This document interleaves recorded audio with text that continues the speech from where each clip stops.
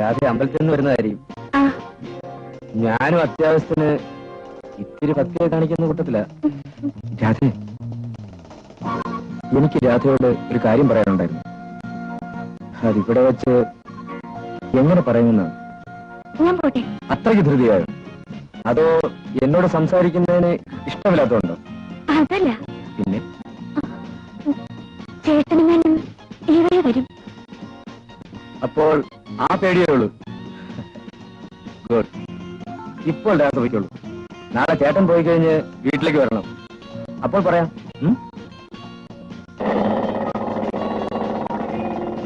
വരില്ലേ?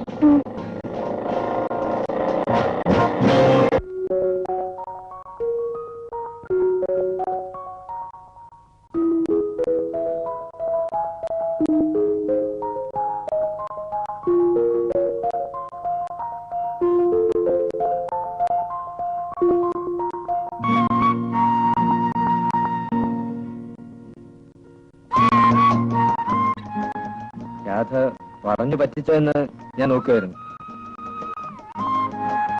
രാധ പിന്നെ ഒരു പ്രധാന കാര്യം പറയാനാണ് ഞാൻ വരാൻ പറഞ്ഞത്. പറയൂ, എനിക്ക് പോണം. ഇരിക്കുന്നേ, അങ്ങനെ പെട്ടെന്ന് പറഞ്ഞു തീർക്കുള്ള കാര്യമൊന്നുമല്ല. എന്നാ ഞാൻ പിന്നെ വരാം. ഞാൻ പറയാം. രാധയ്ക്ക് സമ്മതമാണെങ്കിൽ ആണെന്ന് പറയണം, അല്ലെങ്കിൽ കാരണം പറഞ്ഞില്ലെന്ന് കരുതിയാൽ മതി. രാധയെ കണ്ട നിമിഷം ഞാൻ തീരുമാനിച്ചു വെച്ചാണ്. എന്താ? രാധയെ എന്റെ ജീവിത പങ്കാളിയാക്കണം. എന്താ, രാധയ്ക്ക് സമ്മതമല്ലേ? പറയൂ, സമ്മതമല്ലേ?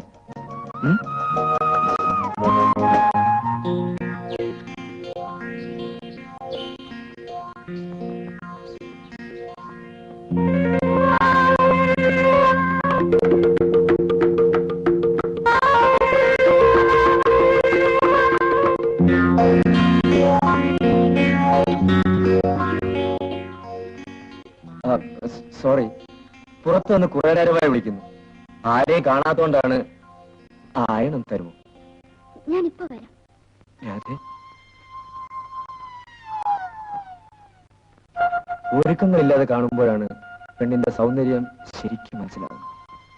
രാധേ, നീ സുന്ദരിയാണ്. രാധയെപ്പോലെ ഒരുവളെ ഭാര്യയാക്കാൻ കഴിയുന്നത് എന്റെ ഭാഗ്യമാണ്.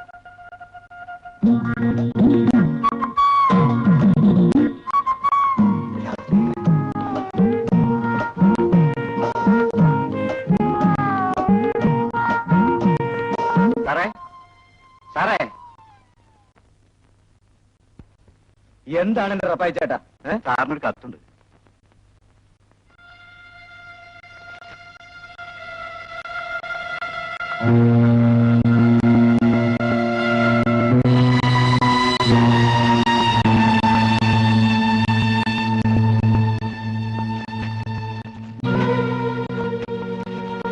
നാശം, കത്തയ്ക്കാൻ കൊണ്ടൊരു സമയം.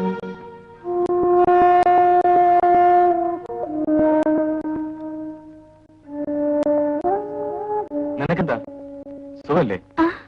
ഒന്നുമില്ല, വല്ലാത്ത തലവേദന. നേരെ ഒത്തിരിയായി. ആഹാരം കഴിച്ചോ? വേണ്ട ചേട്ടാ, വിശപ്പില്ല. അയ്യേ, ചെറിയൊരു തലവേദന വെച്ച് പട്ടിണി ഇടണമല്ലോ.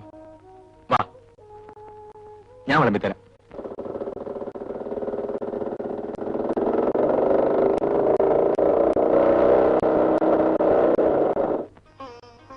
കാപ്പി കുടിച്ചിട്ട് പോയാൽ മതിയെന്ന് പറഞ്ഞിട്ട്. വേണ്ട, എനിക്ക് അല്പം തിരക്കുണ്ട്. നീ എന്താ പിന്നെ ഇങ്ങനെ നോക്കുന്നത്? ഒന്നുമില്ല. പിന്നെ ഞാൻ പോയിട്ട് വരാം.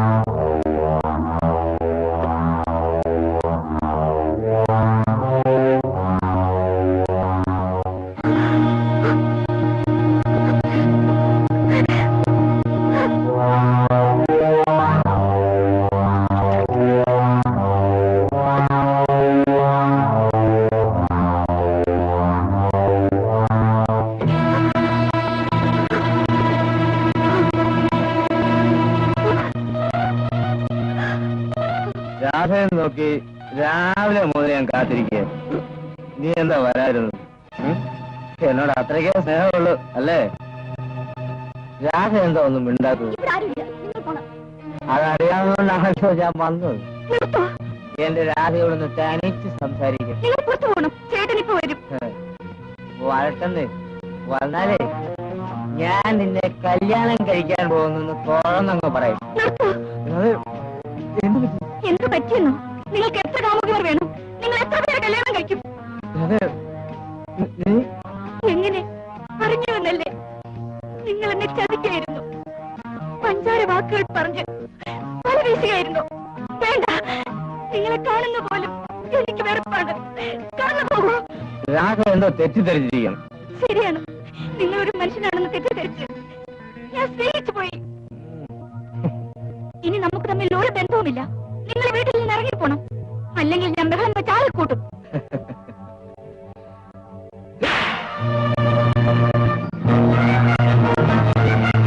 നീ അത്രയ്ക്ക് പതിവ്രതയൊന്നും ആകെ.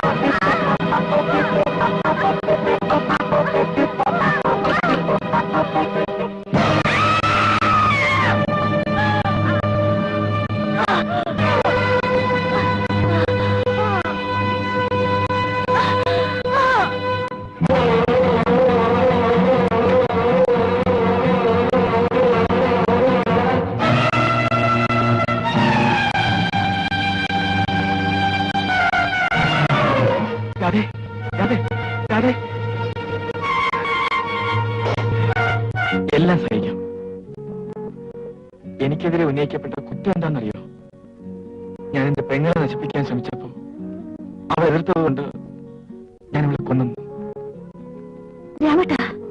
അതെ ശാലിനി, അങ്ങനെ അവൻ എന്റെ പെങ്ങളുടെ ജീവിതം പിച്ചിച്ചേന്തി അറിഞ്ഞു. എന്നെങ്കിലും ഒരിക്കൽ ഞാൻ അവനെ കണ്ടുമുട്ടും. ഒന്ന് എല്ലാം വിധിയാണെന്ന് കരുതി സമാധാനിക്കാൻ ശ്രമിക്കൂ. ശ്രമിച്ചു ശാലിനി, പക്ഷേ കടലിലെ തിരകളെ പോലെയാണ് മനസ്സിലെ ഓർമ്മകൾ. ഒരിക്കലും മരിക്കില്ല. ശരിയാണ്, പക്ഷേ ചിലപ്പോൾ ചിലരെല്ലാം മറക്കാൻ കഴിഞ്ഞില്ലെങ്കിലും മറന്നൊന്നും നടിക്കണം. എന്നെപ്പോലെ ഉപദേശിക്കാമെന്ന് കരുതരുത്. കഴിഞ്ഞത് കഴിഞ്ഞു, ഇനി പ്രതികാരവുമായി നടന്നിട്ട് കാര്യമില്ല. രാമ